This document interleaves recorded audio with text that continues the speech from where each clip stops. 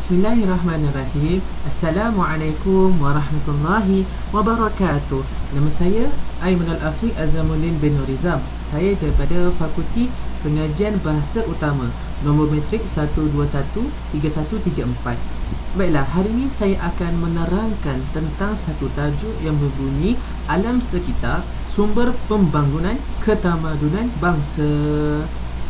Baiklah, pendahuluan tentang tajuk ini adalah saya akan terangkan tentang kebergantungan kita sebagai rakyat Malaysia ataupun tamadun di Malaysia terhadap alam sekitar. Alam sekitar ini merupakan salah satu faktor ataupun salah satu benda yang utama dalam sesebuah tamadun, kerana tamadun itu lahir pada sesuatu alam sekitar. Jika alam sekitar itu bersih, maka tamadun itu boleh membangun dengan jaya dan baik.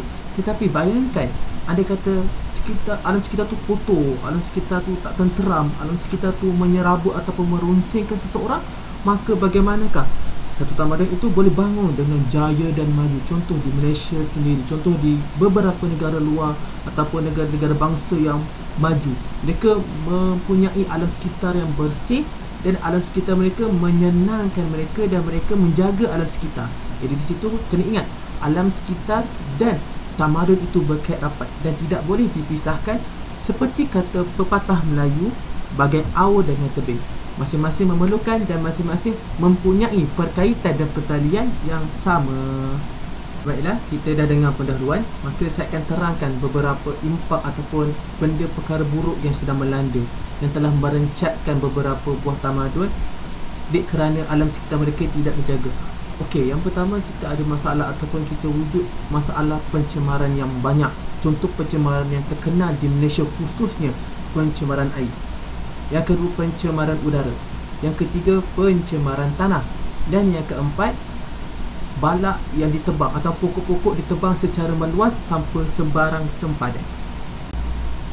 Baiklah, pencemaran yang pertama saya akan terangkan adalah pencemaran udara. Pencemaran udara merupakan salah satu isu yang amat memberatkan ataupun membebankan ataupun menjadi satu fenomena yang berbahaya. Kerana dengan pencemaran udara ini, ia akan merencatkan ataupun menghadkan aktiviti masyarakat, kerana ia akan memudaratkan manusia yang wujud di dalam persekitaran tersebut. Misal kata udara ataupun indeks udara terlalu banyak toksik-toksik yang boleh memudaratkan kesihatan, maka manusia akan terbatas daripada segi pekerjaan, pembangunan negara ataupun aktiviti seharian mereka. Jadi kat situ ia akan merancatkan sesebuah tamadun yang ingin membangun.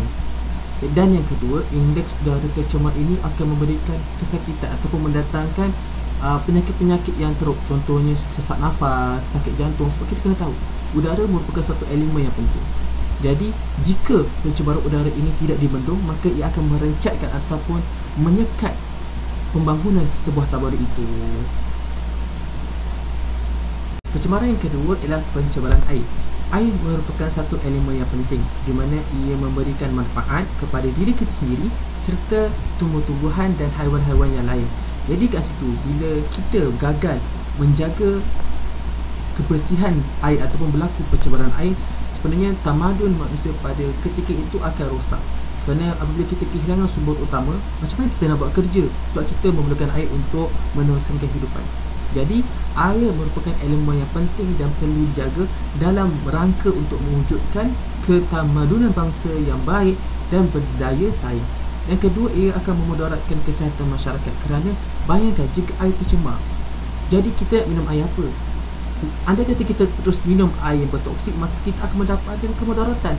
Mungkin badan-badan kita akan penuh toksik, kita mudah diserang penyakit-penyakit kulit dan sebagainya. Contoh di Pasir Gudang dahulu pernah berlaku kes sebegini, di mana sumber air di beberapa sungai menjadi kotor, penuh bahan kimia dan timbul kesan-kesan minyak di atas permukaan air. Jadi masyarakat risau sebab air tersebut bukan digunakan untuk tumbuhan sahaja, tetapi ia mengalirkan kembali semula digunakan oleh masyarakat setempat sebagai sumber air minuman mereka sendiri. Jadi penjagaan ataupun pemeliharaan indeks ataupun kebersihan air ini perlu diutamakan dan diberikan perhatian penting dalam membangunkan sesebuah tamadun yang berjaya. Pencemaran yang ketiga dan yang terakhir ialah pencemaran tanah. Okey, pencemaran tanah ini lebih kita boleh fahami dengan pembuangan bahan sisa kimia ataupun sisa toksik di tanah lah kan, seperti kita maklum, tetapi ia asalnya berasal daripada pembuangan kilang-kilang mengeluarkan sisa bahan toksik dalam pemprosesan yang mereka lakukan di tanah. Ataupun sesetengah bencana atau fenomena pencemaran tanah ini berlaku oleh petani-petani yang menggiatkan ataupun membangunkan pertanian. Mereka lebih gemar menggunakan bahan kimia ataupun baja kimia berbanding baja-baja yang lebih memelihara alam, kerana baja kimia ini boleh memberikan pertumbuhan ataupun peratus yang besar dalam pertanian mereka sendiri, tetapi ia akan memberikan kesan yang buruk kepada tanah. Contohnya, tanah itu akan menyerap sisa toksik tersebut, dan pada masa akan datang ia akan memberikan mudarat, khususnya kepada pembangunan di tempat itu sendiri pada masa akan datang, ataupun binatang-binatang ataupun tumbuh-tumbuhan yang hidup di kawasan itu akan menerima nasib yang malang. Mereka akan mati kerana tercemar ataupun mendapat sisa buruk ataupun kesan-kesan yang berbahaya daripada sisa toksik yang dibuang, sama ada daripada kilang yang memproses bahan-bahan tertentu, ataupun para petani yang sangat suka ataupun gemar menggunakan baja kimia berbanding baja-baja yang bersifat semula jadi. Jadi kena ingat, pencemaran tanah juga merupakan satu aspek yang perlu dijaga untuk kita ataupun sebagai satu tamadun bergerak menjadi satu rakyat ataupun tamadun yang membangun dan berjaya pada masa kini dan masa hadapan. Baiklah, seterusnya saya akan menerangkan tentang kesimpulan bagi tajuk ini. Okey, kesimpulan pertama ialah pemeliharaan alam sekitar merupakan satu amanah untuk kemakmuran sesebuah tamadun. Jadi semua tamadun itu harus menjaga persekitaran untuk menjaga kemakmuran.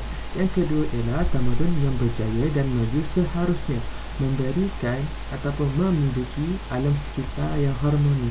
Maksudnya, sebuah tamadun yang maju itu harus memberikan tumpuan kepada kebersihan alam sekitar ataupun cuba mewujudkan satu atau persekitaran yang harmoni.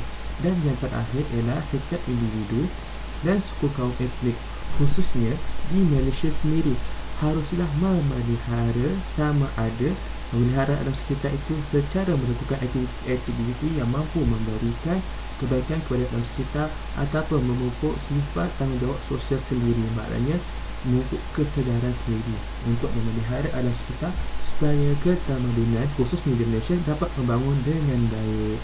Itu sahaja daripada saya. Sekian. Assalamualaikum warahmatullahi wabarakatuh. Terima kasih.